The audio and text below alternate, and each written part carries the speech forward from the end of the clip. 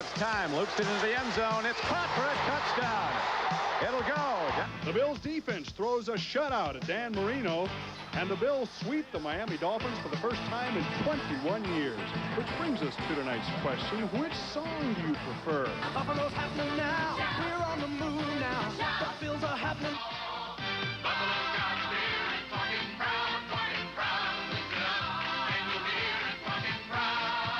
Give us a call at 644-9815. Sports Extra is next.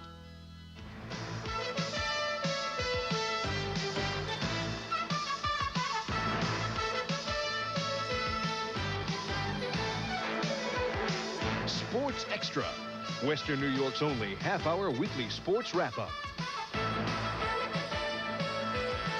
Here's Ed Kilgore and Wes Goforth. Welcome once again to Sports Extra, and you know you have to start taking the Bills seriously after they defeated the Miami Dolphins this afternoon, 27-0, and Wes, they're first-place team. At least now they're only 3 in the AFC. Boy, they look like giant killers today, and they really were. They remain tied for first place, as Ed said, 6-5, along with the Jets and the Colts. Dan Marino's touchdown passing streak comes to an end at 30 games. The Bills control the line of scrimmage, and therefore the ball game all day long. That's exactly why they won. Now, the Bills admit that Miami linebacker Jackie Shipp kind of helped motivate him a little bit. Now, Shipp was earlier talking about the fact that the Dolphins were embarrassed to lose at the Buffalo Bills in that overtime game down in Miami, and that didn't sit very well with the Bills. Definitely, they were pumped up. Everybody was really pumped up, especially after they heard Jackie Shipp say some comments about, you know, really hurts inside when you lose to Buffalo. And everybody took it personally that, hey, we beat them down there. We're a team on the rise. We're going to be a good team, and we don't need anybody saying things like that. And he did it. And whether it played a factor in this game or not, it was mentioned, and it was mentioned quite a bit this week. No one likes to be said about us, you're a bad team, and don't come down here in our backyard and tell us that. Okay, the Bills again today based their objective on establishing the ground attack. It seemed almost too easy. The game began with 5 straight handoffs to Ronnie Harmon. Harmon would carry the ball 23 times for 119 yards, and he hit the hole with better regularity than he has in any game this season. We got to him and said, you don't have to make 40 on every down. Make 4, and if 4 isn't there, get 2. And they'll add up and they'll come, but stick it in their heart. And I think he maybe sat in the sideline for a little while last week and saw Ricky Porter run the way we've been describing it. I think that the line played pretty well, but I think more importantly than that, I think our back showed a real willingness to hit it up in there running today. And a back can make a lineman look great, and I think our backs did that today. They hit the holes running, they hit it slashing. Ronnie Harmon ran like a true pro today, and I think they had a great game. All right, now early in the second quarter, fullback Jamie Mueller put the first points on the board. 5-yard touchdown plunge in all. The Bills' 229 net rushing yards paved the way for the perfect passing complement. And I got hit, I believe, by Mark Brown, and he didn't get a good rap on me, and I luckily the second effort got into the end zone. Personally, I think it was my best game I ever played. Reed and I felt so comfortable out there, and I guess it goes back to the offense line doing their job and getting that running game going. Well, you know, Marv Levy said it long before the season even started. He said the best way you can help Jim Kelly is get him a defense, and they are doing that. The Bills' defense getting better every game, put it all together today against one of the NFL's most potent offenses. First, the Bills shut out the Dolphins' running game. I mean, totally shut it down. Troy Stratford, 169 yards rushing at Dallas last Sunday, had 23 yards on 15 carries, the 23 yards the entire Miami rushing total. Then the Bills put constant heat on Marino. Although credited with just 1 sack, the Bills hurried him all day. As a result, Marino 20 of 42, 165 yards, 3 interceptions. A bad day for Dan. Well, they just dominated us all the way around, offensively and defensively. You know, they played great football, and it just don't seem like we can get anything going at all. I don't think anybody played well today. Just didn't have the right attitude coming in the game of playing it, and you know, they was fired up, and they was very, very intense, and it just was the opposite thing for us. And that's when you get a full team like that. That's what happens to you. You lose. And did they ever? Marino's brilliant streak of 30 straight games with at least 1 touchdown pass comes to an end. A streak Marino says doesn't mean all that much now. I'm not worried. I'm not going to worry about that. It's more disappointing losing the way we lost than worrying about the streak. Marino had only 6 interceptions all year. Scott Radicic talks about the Bills' first of 3.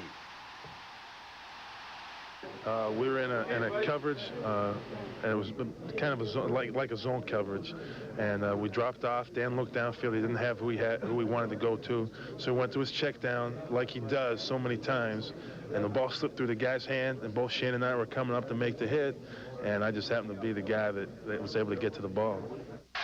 And that interception would lead to this Kelly to Butch Roll touchdown pass. Roll's first catch of the season gives the Bills a 14-0 lead, Wes. Well, the Bills forced the fundamentals to go their way today. The breaks, though, in this game were a different story. Back to that first possession here. Ricky Porter has run the ball down to the Dolphins' 30-yard line here for an apparent first down, but holding call here on Kent Hull that effectively killed the drive, and the Bills had to overcome 8 penalties for 65 yards in all. Now, Dolphins' first possession. Cornelius Bennett appeared to have forced a fumble here. Darryl Talley recovered at the Bills' 43, but Buffalo, being the 87 test site for the instant replay overruling here, this one, I don't know. That one looks a little closer. Officials call it incomplete, however. Now, late second quarter, it's 14-0 Bills.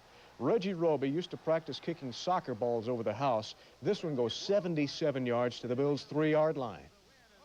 See, I'll tell you, the biggest thing that they overcame, in my mind, was that 77-yard punt by Roby down to our 3-yard line, where all of a sudden we're playing so well and had a great defensive series, and then Roby gets off this punt, and all we got to do there is fumble the ball, and they go in. All of a sudden it's 14-7. But a 97-yard scoring drive ensued. 19-yard sweep here by Ronnie Harmon out at the Bills' 38. Gives them some room, but they really needed only 2 more plays. 40 yards to Reed, and then 22 to Chris Burkett in the end zone. 21-0 at the half. Well, that particular play, I didn't even really think Jim was coming to me. I mean, we had it set up for a man coverage, but I was really doubled, mostly all day. So he had to put it in one particular area. I told him I've always been a Steeler fan. I always watched the Pittsburgh Steelers when Bradshaw was playing. And I said, did you ever see how Stallworth and Lynn Swan, when the ball was up in the air, how they jump up and come down with it? He came off the sidelines. He says, I took your advice right there. He said, I've been practicing it, jumping up, coming down with it. He said it worked.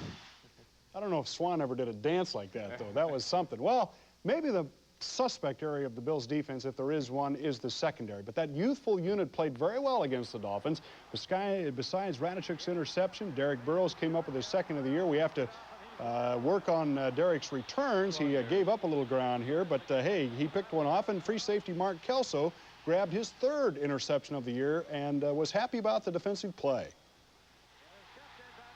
We had a good game plan. The coaches put us in good calls. We were able to anticipate several things that they were going to do. We had a great pass rush up front. I think our corners played well and took their receivers out of it a little bit. That they did, and Kelso's 3rd quarter interception led to Scott Norwood's field goal. Norwood 2 of 3 today. The only miss, he hit the crossbar from 48 yards. Okay, and Bruce Smith, once again, Bills defensive end, should be nothing short of unanimous Pro Bowl selection, at least after today. Again, Big Bruce's awesome pressure on the quarterback, together with plays like this that help hold Miami to 23 yards rushing all day, raised the eyebrows on even the most discriminating of critics.